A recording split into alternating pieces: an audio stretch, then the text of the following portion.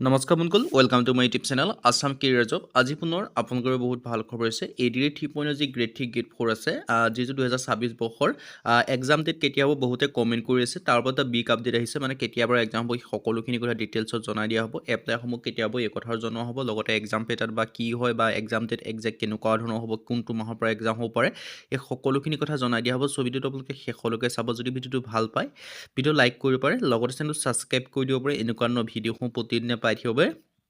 আৰু আমাৰ WhatsApp channel link video' ডেছক্ৰিপশ্যনত দিয়া আছে, তাত গৈ ফ'ল'টো কৰি দিব পাৰে। তেতিয়া আপোনালোকে ডেইলি জবৰ আপডেটসমূহ পাই থাকিব পাৰিব। আৰু ভিডিঅ'টো যিমান পাৰে সিমান বন্ধুৰ মাজত শ্বেয়াৰ কৰি দিয়ক, যাতে সকলো বন্ধুৱে ডেইলি জবৰ আপডেটসমূহ পাই থাকিব পাৰে।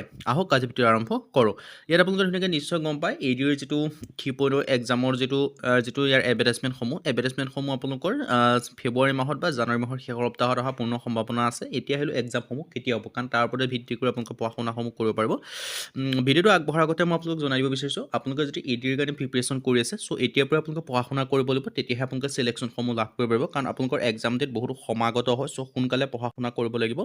চ' তাৰ বাবে আমাৰ টিমৰ তৰফৰ পৰা এটা কোৰ্চ প্ৰস্তুত কৰি উলিওৱা হৈছে। চ' এই কোৰ্চটো যদি আপোনালোকে বাই কৰি লয়, এই কোৰ্চটো ডিটেইলছত জনাৰ আগত দুটা কথা আপোনালোকক জনাই দিব বিচাৰিছোঁ। এই কোৰ্চটো যদি আপোনালোকে বাই কৰিলে, বেলেগ কোনো বুক পঢ়া, বেলেগ কোনো কোৰ্চ কৰা দৰকাৰ নাই।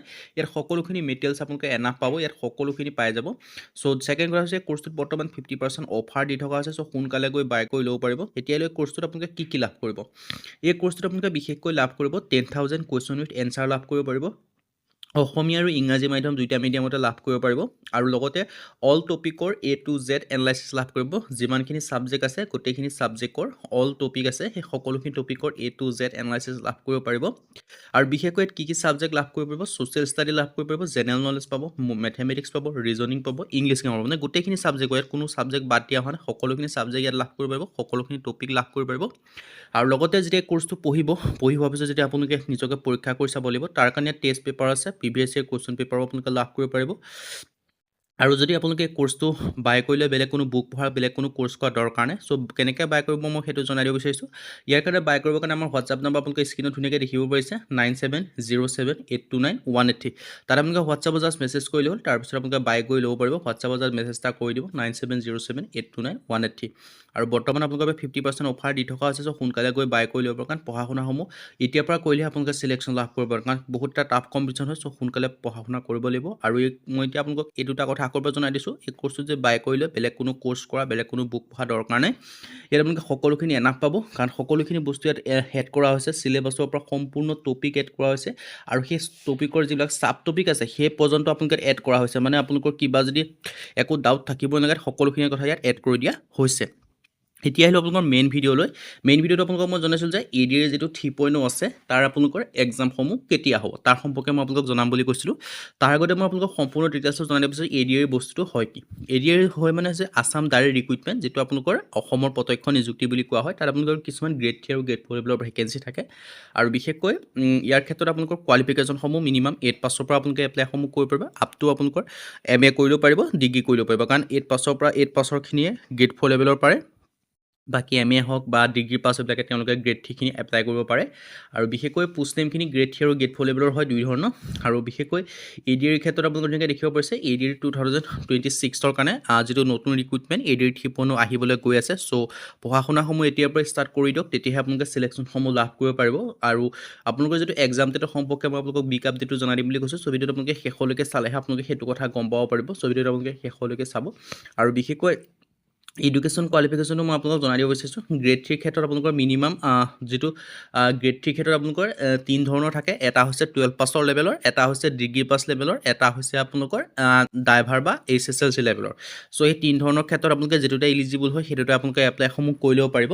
আৰু বাকী যিটো গ্ৰেড 4ৰ ক্ষেত্ৰত 2 ধৰণৰ থাকে, এটা হৈছে 8 পাছ, এটা হৈছে 10 পাছ। চ' 8 পাছৰ ক্ষেত্ৰতো এপ্লাই কৰিব পাৰিব, নাইবা আপোনালোকে যদি 10 পাছৰ ক্ষেত্ৰতো এপ্লাই কৰিম বুলি কৈছে, 10 পাছৰ ক্ষেত্ৰতো আপোনালোকে এপ্লাইসমূহ কৰি ল'ব পাৰিব। চ' এইটো এটা ভাল সুযোগেই হয় আপোনালোকৰ বাবে। চ' যদি ইণ্টাৰেষ্টেড হয়, ইলিজিবল হয়, আপোনালোকে আবেদনসমূহ কৰিব পাৰিব। আৰু ইয়াৰ যিখিনি এক্সাম ডেট সম্পৰ্কে মই আপোনালোকক জনাবলৈ কৈছিলোঁ, ইয়াৰ যিটো এপ্লাইসমূহ পোনপ্ৰথমে মই এপ্লাইসমূহ কেতিয়া হ'ব এইখিনি জনাই দিব বিচাৰিছোঁ।